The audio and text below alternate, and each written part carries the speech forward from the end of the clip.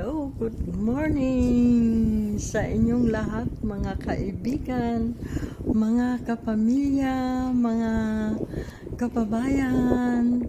Kumusta na po kayong lahat? Gusto ko pong i-share sa inyo ang ganda ng panahon namin today. More than 16 degrees kami dito sa Netherlands at sa araw ng Thursday, nakikita ninyo sumisikat yung araw at ramdam na namin na papunta na kami ng summer. So sa bulan ng April, so unti-unti nang tumataas yung temperature at nakikita ninyo sa ibang dako, sky blue siya kahit man may paminsan-minsan na may cloud, pero mostly sa araw na ito ay sky blue talaga.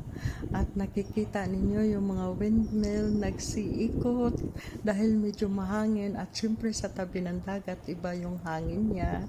Ramdam namin yung fresh air talaga. So kung hindi man makapal yung suot mo, lalamigin ka talaga. So yun lang gusto ko i-share sa inyo guys. Bye!